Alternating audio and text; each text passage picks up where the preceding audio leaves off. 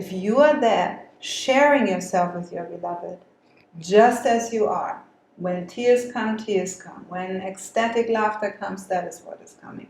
When the wish to embrace comes, that is what comes. And you really share yourself vulnerably. You allow yourself to be visible. Then this magic of intimacy is created over and over again. Today's lecture, we will touch on loneliness and togetherness, the art of togetherness and how to really overcome loneliness. Now, we all have parts in ourselves that we don't really share, even people who are more sharing, more intimate and more open. What we don't share inside becomes dark, becomes rotten, like water that doesn't flow. What we don't share becomes limited, becomes contracted. Yeah, it is a rule. It stays in the dark. And from that darkness, whether it is our fear or our anger or our generosity that we don't share, or our immense erotic appetite that we never share and never confess to anyone and ourselves that it's there, what we don't share becomes dark, becomes negative, becomes stagnant. And because of that, all sorts of very strange, nasty behaviors, nasty moods come. What we will learn in this lecture together is to identify these places, and then we'll give tools how to overcome, how to open, and in this way create real intimacy. If we want to have real intimacy in the bedroom when we make love, we need to have intimacy with our lover deeper and deeper all the time. When that real intimacy, real sharing is there, every erotic touch, from a kiss to a lovemaking, becomes extremely fulfilling. It becomes extremely real and touching all the way to the depth of the heart. So as a short reminder of what we've already been talking about in this journey through the Eros, and I also remind you that even though you have been to all these lectures, there's a meaning in us repeating these aspects, because you don't want to get stuck somehow on looking at these aspects separated, but you want to bring them all together to really get to the experience of Eros. So in the first session we defined Eros. We said from your creative potential you can either invest it in an unconscious way, if you will, in which case it would lead to separation, it would lead to all sorts of instinctual behaviors, and we would then call it the sexual drive within our being that goes down, is unconscious, is filled with agenda, selfishness, and so forth. Whereas when we invest our creative potential upwards in an uplifting way, it will always be conscious, present, filled with love, filled with connectivity, having a unifying expansion to it, and so forth. We looked at, within the sessions, at the need of inviting the grace of shakti, if you will, the grace of the feminine, creating a wonderful condition where the feminine can really unfold. If you want to go back to these lectures that we gave already, you can find them on our YouTube channel. If you haven't subscribed yet, please do it now. Hit the bell for the notifications, and also if you're on Facebook, please give it a like and all of that sort of stuff. But also you can go back to the YouTube channel and simply re-listen to the lectures. Eros 2, we were speaking about the erotic flow and the choices that you need to make in order to get to an erotic flow. That there is, of course, in the investment of creative energy, when it just falls into the unconscious, it seems like a flow. It's this idea, just let it all go, just go with the flow and just enjoy and so forth. Which, of course, enjoying, there's nothing wrong with that. But the problem is when our creative potential is associated with unconsciousness, it will undoubtedly fall into instinctual behaviors and lose its uplifting, godly force, you could say. In the next session, we spoke about making our lover happy and the misunderstandings that we can have around that when we try to sort of please the other one, rather than really relating to the deep soul needs of ourselves and of our beloved, and how they are actually continuously fulfilling each other in a miraculous way as we are no longer two separated beings in this experience of Eros, but we are actually in a very beautiful way merging into a unity, into a unified being that then will contain in its experience a fulfillment of both souls. As the upward lifting force of Eros is all about unification, is about love, is about creating this union, it is inevitable that we need to speak about intimacy. Also, the sexual experience is, as we defined it already, clearly related to separation, is related to sort of trying to maybe get it your way, to meet your desires. Even if your desire is, well, I want to be the best lover on the planet, so I will over-focus on the other one because I really want to shine as the best lover ever. That's still a selfish motive, right? And will therefore lead to separation.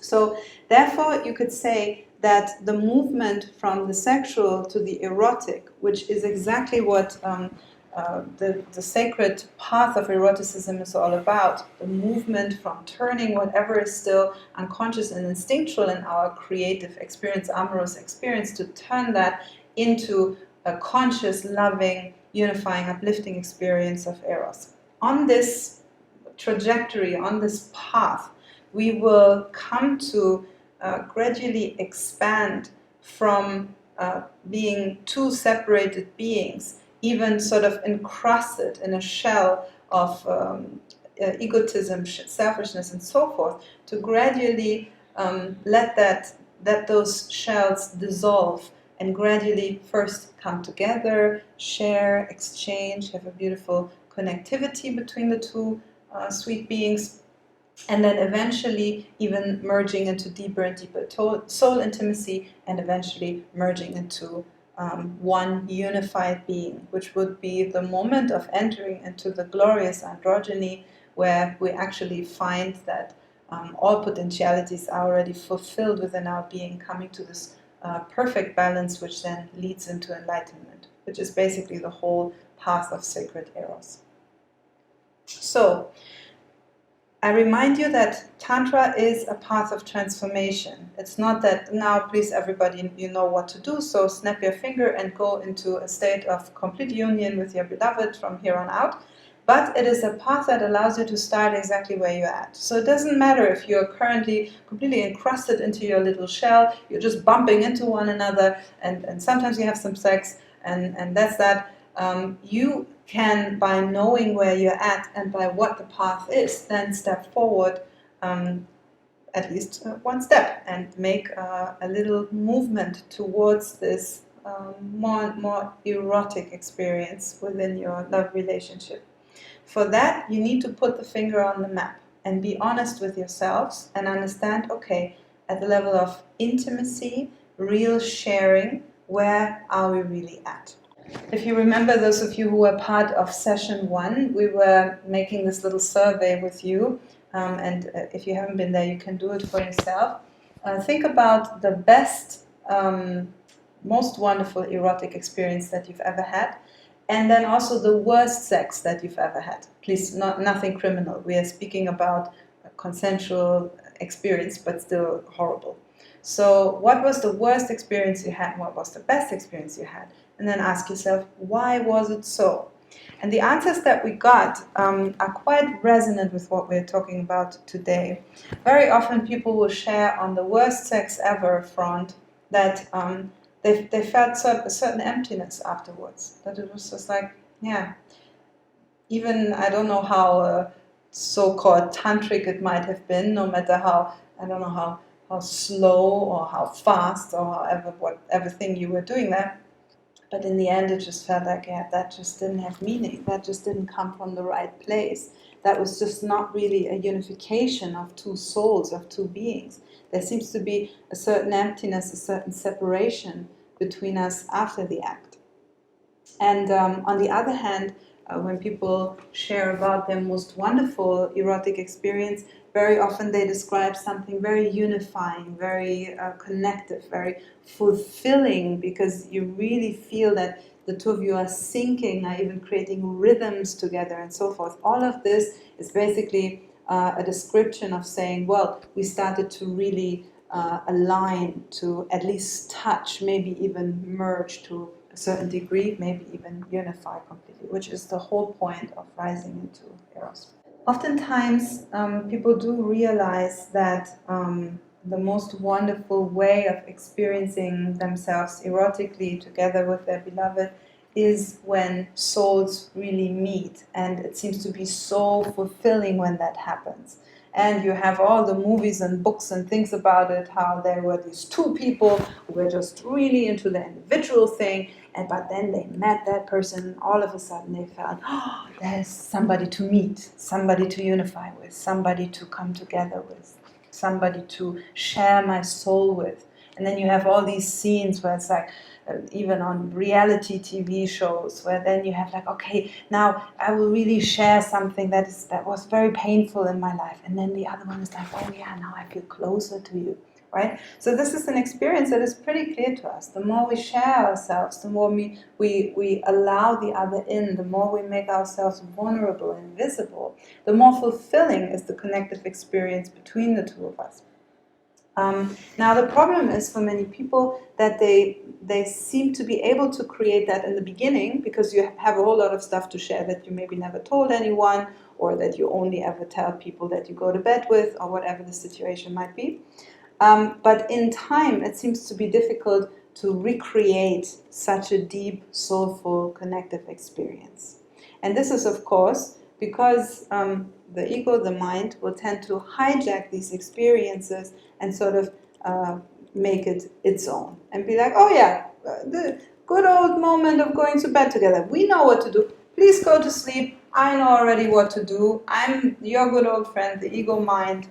Let me take over, right? And then even though you might, be a good tantric and at least try and tune into, okay, yes, let me see what I feel, let me tune into maybe some transfiguration, maybe some love, but it seems to sort of still have a repetitive nature to it, because you're not 100% awake and aware, sharing yourself from soul to soul. And basically this tendency of the ego to go back into separation by sort of putting you a little bit to sleep can be not even just bypassed, but can really be removed by learning to share yourself, by learning to be together in contact with each other and in contact with yourself there and then. And this, the ego has no chance to stay, to stay within that situation, to hold its grip. If you are there, sharing yourself with your beloved, just as you are, when tears come, tears come. When ecstatic laughter comes, that is what is coming. When the wish to embrace comes, that is what comes. And you really share yourself vulnerably. You allow yourself to be visible. Then this magic of intimacy is created over and over again. And you find this even as something that is represented in pop culture to a certain degree, when you have a depiction of a couple that over a long period of time stays very wonderfully in love, there will be these little expressions of, just touching each other, looking into each other's eyes, staying, you have the old couple that is then dancing to their song from the 50s and whatnot. It's a depiction of trying to show, look, they are still together in this. They are still sharing this romantic vibe. They still see each other in the way that they are interested. They are curious about the other one. Still, even it has been so long time.